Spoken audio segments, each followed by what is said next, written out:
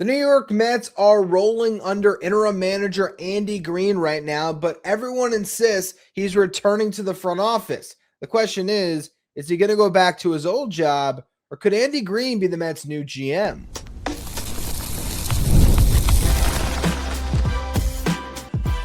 You are Locked On Mets, your daily New York Mets podcast. Part of the Locked On Podcast Network, your team every day. Hello to all you amazing Mets fans. You're listening to Locked On Mets. I'm your host, Ryan Finkelstein, and on today's show, I want to talk about if Andy Green could be a good GM for the New York Mets. I'll break down why I think it's a perfect fit for him in the first segment. In the second segment, we'll talk about if he should just stay on as the manager instead. And then in the final segment, we'll do a little minor league recap. The Binghamton Rumble Ponies just keep on winning. So we'll talk about all that. Before we do, today's episode is brought to you by Game Time. Download the Game Time app, create an account. Use the code Locked On for $20 off your first purchase. Now, every single person with the New York Mets is remaining consistent with their story. And that story is, what's Andy Green's future with the Mets? Oh, he's going back to the front office. They said that when he was hired initially. Andy Green talked about wanting to, go back to that front office role that he was really enjoying and wanting to remain, at home and not have to travel because he's got a family and, he wants to be there for his kids, which makes complete sense. David Stern said that in the very beginning and was asked about it a couple days ago. He continued to say that the expectation is that Andy Green will return to the front office. Steve Cohen was asked about it yesterday. He said that I'm taking Andy Green at face value, that he wants to return to the front office. So we are going to have a managerial search. And if Andy Green throws his hat into the ring, I would welcome that. So the one thing that I think is clear is that Andy Green is proving himself to be a real asset to the Mets organization. It's not like he hadn't proved that as the farm director. It's just now he's front and center. Now he's speaking to the media every day. And that's the thing that I think Andy Green does about as well as anything else that we've seen thus far across his managerial tenure, is the fact that he is really good with the media. And that is a skill that is particularly important in New York. It's one of the most important aspects, honestly, of being the Mets manager, because you got to be the face of it. And when it's going bad, as Carlos Mendoza can attest to, it's pretty rough to be sitting in that seat. When it's going well, of course, it's great. But when the going gets tough, that's when you need the right person sitting in that chair. And I will say, as far as that aspect of the job is concerned, Andy Green is doing a great job. And I think we'll talk about it more in the next segment, what else he's doing well. But that's what stands out a lot to me. And then also the relationship that he has with the players that he obviously worked with as the farm director. He mentioned how he told Carson Benge to go do something, and Benge hit a 2-run homer and then slyly told him, look, I did something. There is a lot of trust that was built with Andy Green in that farm director role that is helping him now as the manager. If Andy Green was the GM, the things that he is doing well right now would translate to that job as well. Now, I want to make it clear for those of you who might think, wait a minute, isn't David Stearns the GM? David Stearns is the president of baseball operations. And the Mets have intentionally left the GM spot vacant since he took over, because you really don't need a GM when you have a president of baseball operations like David Stearns, who is essentially serving that role. It's just a matter of title, right? The president of baseball operations is a more esteemed title. And we've seen in the past, teams have two really highly valued executives serving as the POBO, president of baseball operations, and the GM. I think the most common example would be when you had Theo Epstein and then Jed Hoyer. Jed Hoyer, the GM, Theo Epstein, the president of baseball operations. Now I believe Jed Hoyer is the president of baseball operations, and I'm sure they have another GM. I don't even know who that is. And that's kind of what happens, right? When you have somebody who is that front facing as the president, the GM can kind of take a back seat. I think what is interesting about this situation, the New York Mets have kept that GM seat open because they want to have the ability to, one, poach an executive from another team, and due to the upward mobility clause, that, or is that just that guy's, is that the same thing? Is that the same term, upward mobility? I know that's used for guys in the minor leagues that maybe are getting blocked and, they can opt out. But regardless of that, there is something to be said, or there is, a lot of contracts, right, where you can't just poach the assistant GM of another team, but if you give them a more prominent title, if it is considered a promotion to where they're currently at, then you can hire them. So that's one reason to leave that GM seat open. Another reason, if you want to be, I don't know the word I'm looking for, cynical, you want to be, if you want to look down on David Stearns, if you want to look at David Stearns in a negative light, you could suggest that the reason to keep the GM spot open is he doesn't want his replacement sitting on his staff, right? You got to remember, though, when David Stearns first took over, Billy Epler was going to remain as the GM. There was all of the Phantom IL stuff that came out, and then he was under investigation. The Mets removed him from that role, or the league did, whatever it was. I can't remember the specifics of it. But there was a point in time where the Mets were going to have a GM working under the president and David Stearns. The reason why I think that Andy Green would be perfect as the GM is because, for one, he has a great relationship with the players. So he could be the perfect bridge between the front office and the players. And that's a role that I think he was already serving as the farm director, but now it goes to the big league roster, right? If you're the GM, there's going to be more work done with the big league team rather than touching the lowest levels of the farm system as he was as the farm director. Now, Andy Green might have no interest in this. He might love his old role so much that he wants to slide right back into it. If that's the case, the GM spot can just remain open unless there's someone that's intriguing that they want to poach and put into that spot, and you move forward. But I think this could be a really interesting fit. And obviously, if you're talking about your career and you're Andy Green, being the GM and having that as your title means a lot for your future in baseball. That is a coveted spot to be a GM. Outside of president, there's no higher role that you can take on in a front office. So I think it would be attractive to him to be the GM. Whoever has been filling his shoes as not the farm director, but the people that have been, filling those gaps since he became the interim manager, somebody from that group internally can probably take over as the new farm director, and then you hire a manager. Andy Green is the bridge between the front office and the clubhouse. David Stearns no longer maybe has to be as involved in that capacity. And the best part for David Stearns, you could put Andy Green in front of the media to speak for the team too.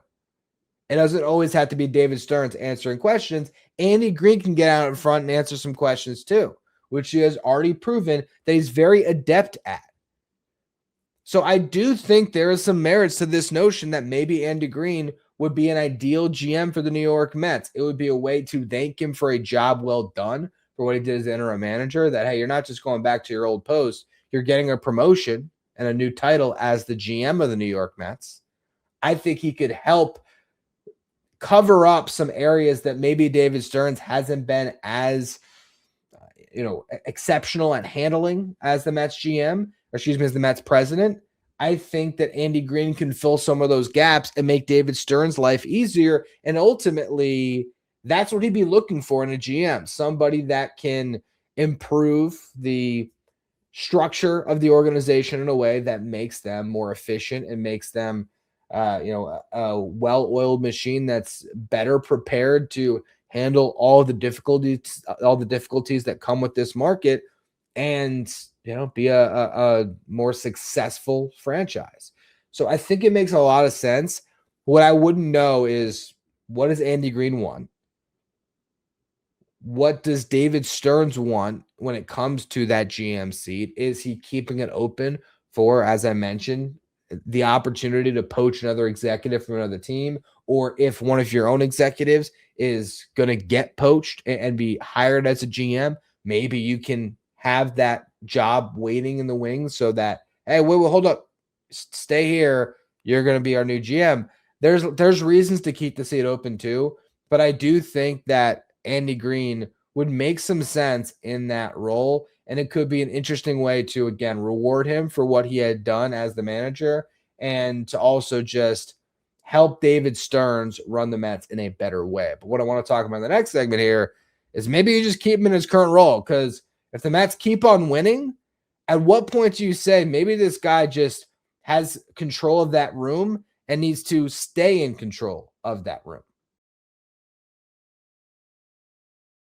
If you got a sweet tooth like I do, you know how tough it is to find that perfect treat without all the sugar. That's why the Fruity Rainbow 5-Hour Energy Shot is there to bring you nostalgic flavor back in a whole new way. Fruity Rainbow 5-Hour Energy Shots treat your taste buds to an explosion of fruity flavor with a tasty caffeine kick. It's quick, it's easy. It's the best way to satisfy that sweet craving while keeping things simple and on the go. A zero sugar treat that's sweet tooth approved.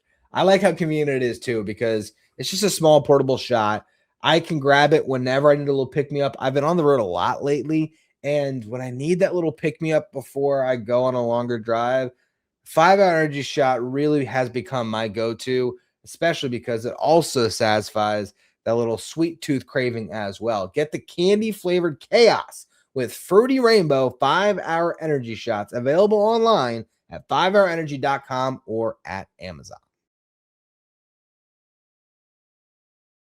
Today's episode is also brought to you by Game Time. You want to get out to the ballpark before the season ends, because there's nothing better than getting your hot dog, hanging out at Citi Field, watching the Mets play baseball, especially lately as this team has started to roll a little bit. But the best part right now, if you go over to Game Time, you're going to find great deals on the seats, because there's some Mets fans who have given up on the season. Maybe they're not trying to go to the ballpark. You can take advantage, and the Game Time guarantee means you're going to get 100% authentic tickets delivered on time at the best price. And the best part, fees are included in the price you see. So what you see is what you pay, period. The seat views feature is huge because you can see what you're going to buy before you arrive, so you know what to expect. And 2 taps, you're done. You're all set. You got your tickets with no stress, no hidden fees, just great seats in minutes. Take the guesswork out of buying MLB tickets with Game Time. Download the Game Time app, create an account, use the code Locked On for $20 off your first purchase. Terms apply. Again, create an account, redeem the code Locked On. That's LOCKEDON, Locked On, for $20 off. Download the Game Time app today. If you're watching on YouTube today, do me a favor and hit that subscribe button. Help us get closer to our next goal of 18,000 subscribers. I would love to get there by the end of the season. Appreciate all of you who continue to subscribe. And the New York Mets have gone 11-4 since the trade deadline, which moves Andy Green's record as the Mets interim manager to a winning record, 24-23. With that said, that means that prior to the trade deadline under Andy Green, they were 13-19. 6 games under 500. Is that better than Carlos Mendoza was doing with that same roster prior to the managerial change? Not necessarily. Carlos Mendoza had a .420 winning percentage as the Mets manager this year. Andy Green had a .406 winning percentage prior to the trade deadline. Now, since then, the Mets have been unbelievable. But is that because Andy Green is pushing all the right buttons? Or is it because all of the pressure on this current Mets team has evaporated? Francisco Lindor has been playing good baseball. Carson Benge is on a path towards a Rookie of the Year at the way that he's playing. You've gotten good starting pitching. Your bullpen has been unreal, which could be a credit to Andy Green, because he is pushing all the right buttons with a bullpen that on paper shouldn't be able to produce this well. But here they are. Who deserves the credit? I think Andy Green definitely deserves some of the credit.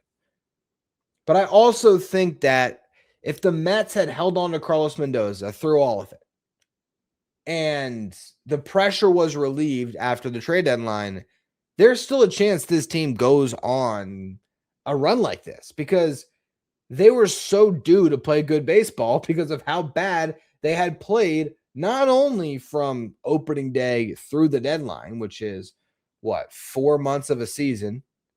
They also played horrible in the final 3 months the year prior, 3.5 months.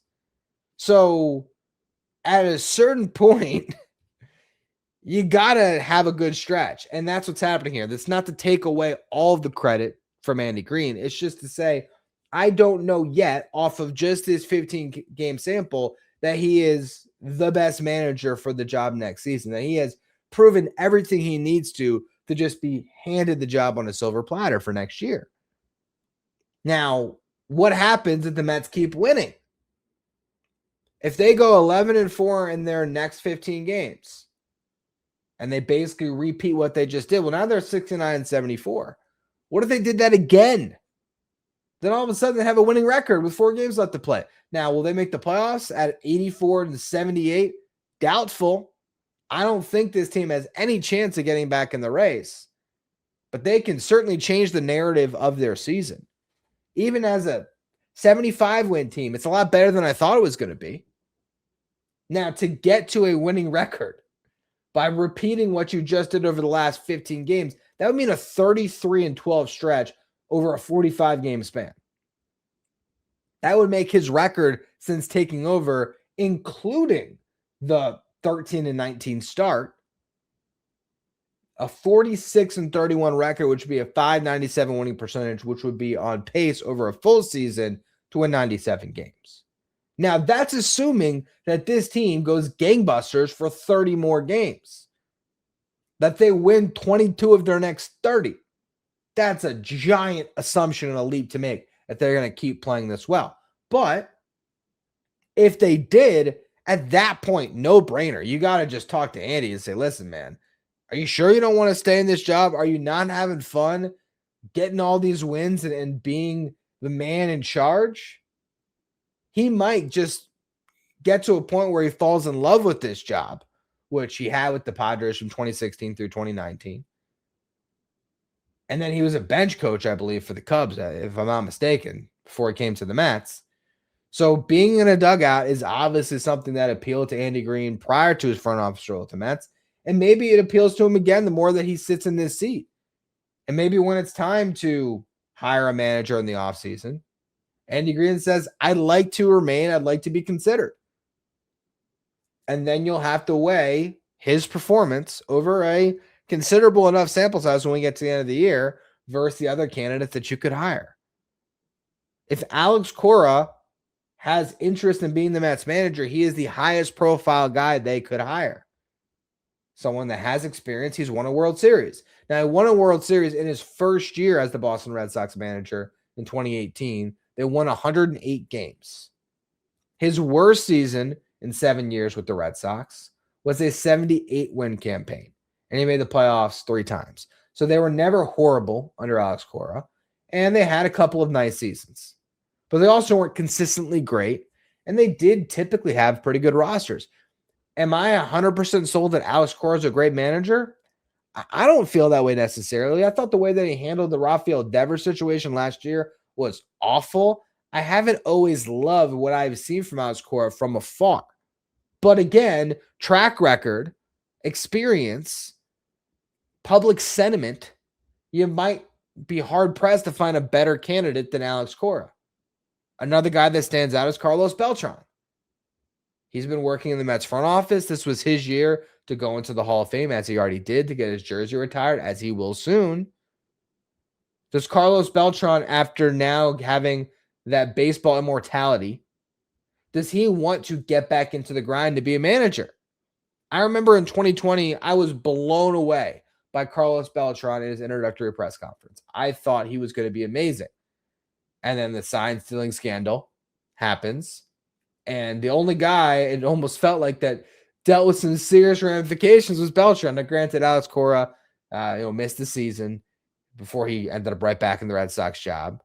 AJ Hinch missed the season before he ended up with the Tigers. And then Jeff Lunau, I believe, is still out of baseball. So maybe it's not fair to say that Beltran's the only guy who, I'm looking now, wow. He's the owner of a Mexican club. Wow, Mexican club Cancun in Leganes of Spain. Interesting. Regardless, Carlos Beltran, it did feel like he got a pretty tough shake from the Astros sign stealing scandal. And I love the narrative of him coming back and being the Mets manager, but now you're hiring a rookie manager. Albert Pujols threw his hat in the ring, rookie manager. David Ross maybe could end up getting into the mix. And, hey, if Andy Green was the GM, I believe he worked under David Ross, if memory serves. So there's a relationship there. But I don't know. It's very interesting to kind of think about Andy Green as the manager. And if not, where do they go? But I think that for Green to want to stick in that role and for the Mets to really consider bringing him back, they're going to need to finish this season continuing to win a lot of baseball games.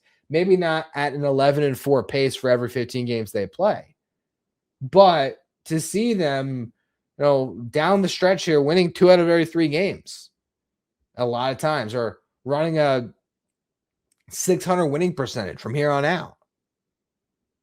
Now, that would get you to a point of a pretty respectable season, and I think he would get a lot of credit for that. And it might be to the point where he'd become the favorite to get the job, assuming he wants the job, instead of the other possibility of him becoming the GM or just returning to be the farm director.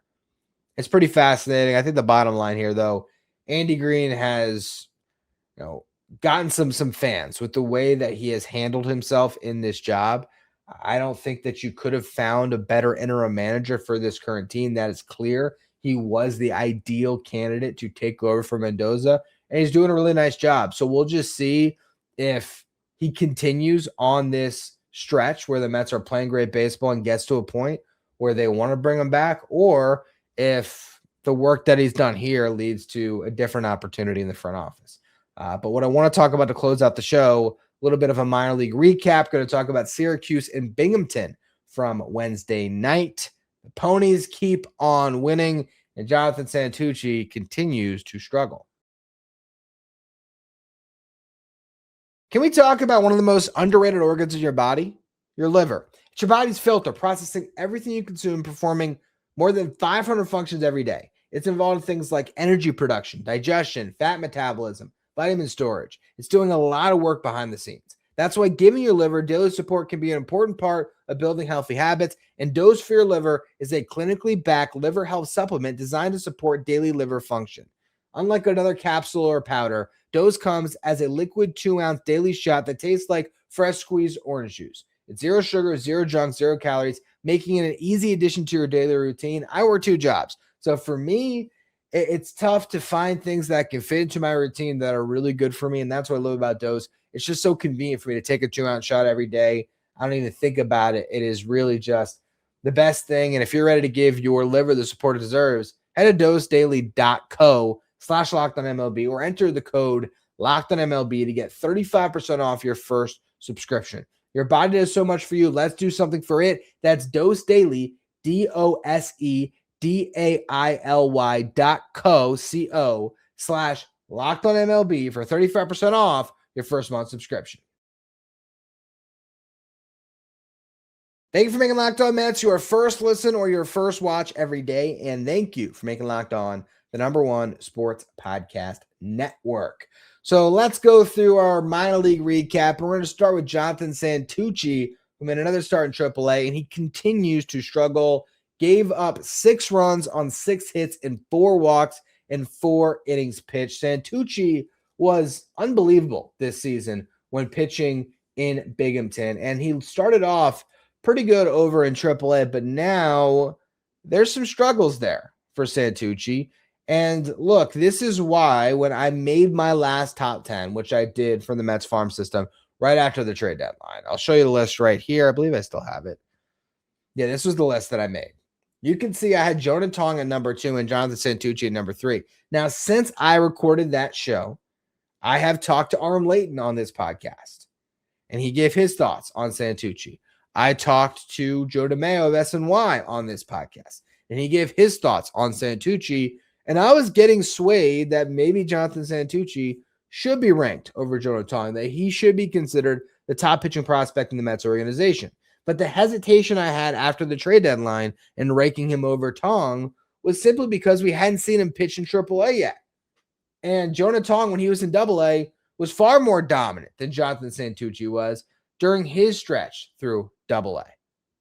So now here we are, 4 starts into his tenure with the Syracuse Mets, and what you're looking at is an ERA close to 8.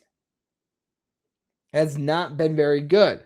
First start went 4 innings, allowed just 2 runs on 5 hits, but he walked 5, struck out 7. Second start, gave up 3 runs, went 5 1/3 innings, actually 4 runs, 3 earned runs. 5 1/3 innings, walked 4, struck out 6. Next time out, couldn't make it out of the first inning. Threw like 36 pitches, and that was too much. Only got 2 outs. Technically only gave up 1 earned run, but he walked 3, struck out 2. Now he has this start. Again, 4 innings pitched, 6 runs allowed on 6 hits, walked 4. He has 16 walks in 14 innings. In the month of July, he had 10 walks in 22 2/3 innings. In June, he had 13 walks in 22 innings. In May, he had 11 walks in 20 2/3 innings. The walks have been an issue, but that issue has been more pronounced in AAA than it was in AA. And that's a problem here. The opposition is also hitting 296 against him in AAA this month. So this is obviously a big learning curve for Jonathan Santucci. He's going to have to figure it out. He has about a month to get a couple more starts under his belt, and he'll be right back in AAA next season. So he'll have time to try to figure things out. But this is where that hesitation originally was for me to rank him above Jonah Tong. I never officially changed my tune, although I think I said it a couple times that Santucci was the top prospect, top pitching prospect in the organization. And so I'll own it. I was wavering on it, and new information has presented itself. I don't really know where I should be at right now. I think where I am at is to say that I am not convinced that any pitching prospect in the Mets farm system right now, and that's not including Zach Dorton, who technically hasn't graduated, I'm not entirely convinced that there is anyone in AAA or AA that will make a very meaningful impact on the rotation next season. Now, I think Jonah Tong, Jonathan Santucci, Jack Wenninger, and also Gary Gill-Hill in particular will be in the running to make starts next season. And I think we'll see some of those guys.